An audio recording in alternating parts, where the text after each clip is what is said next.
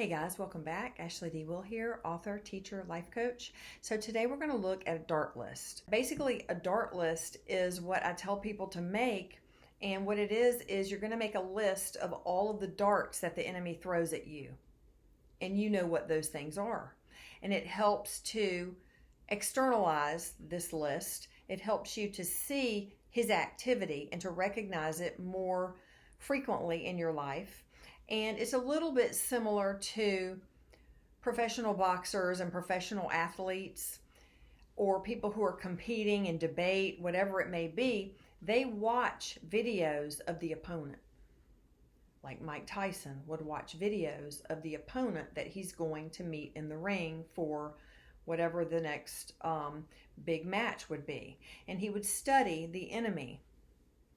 In that, he would learn advantages that he would miss had he not studied the enemy.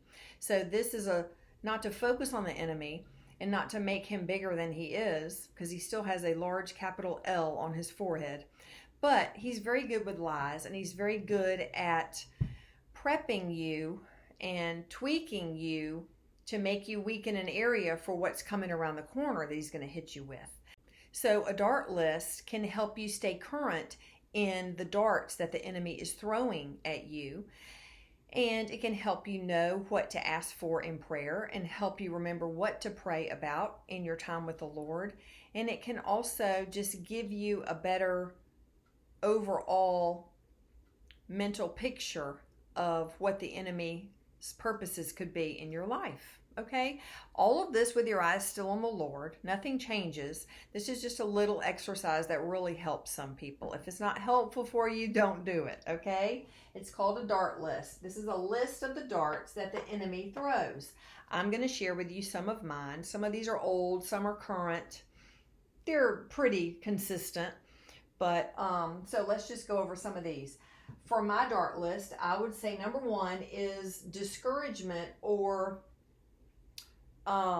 it's a stronger word than that. More than just discouragement, devastation, I would say, over my past, the things I've been through, the traumas I've been through. And in this nagging thing that he can do sometimes, he's basically saying, curl up and die. Curl up and die. You've been through so much. You don't even need to try anymore. Just curl up and die. And number two would be for him to have me focus on my spouse, who is a wonderful guy, a great husband, a faithful husband, a good provider, and he's really growing in the Lord. But he wants me to take my eyes off the Lord and focus on my spouse and find something in my spouse, as if he's my Savior, find something to be discontent. He wants to do that so that he can have me, number three, focus on some other man and eventually having an affair. He's been doing that with me for over 20 years. And I just tell him, bring it on, bring it on. It's not going to happen. Not going to happen. And he knows it, and he's frustrated with me. Number four, there's so much you're missing in the world system. How can you sit around and do videos and just be in your office all day? Isn't this boring? There's so much out there you're missing. What are you doing? Another one is that he says God could never use you. And that this relates to the discouragement that he wants me to curl up and die. God could never use you. You're too damaged. You're too big of a mess. Number six, he loves to try to get me to take my eyes off of the Lord, just for a few seconds even. And he is failing in that continually. And number seven, he loves to try to get me distracted. And let me tell you, everything and anything is a distraction. So I know these things that he does. This is just what he's done with me, especially the past 20 years or so. And it's the same old thing.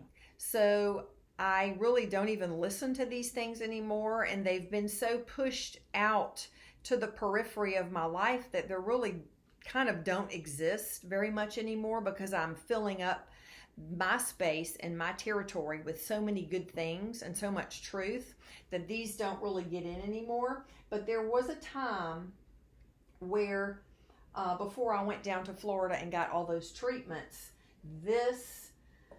I was having trouble not agreeing with it because I understood that. And that was where kind of my body was. It was just in a place where it had done all it could do and it was ready. It was like someone who would run a marathon and they just run toward the grass and they fall in the grass. That's how I felt. But after all the treatments that I've gotten for over a year, I can't relate to it anymore.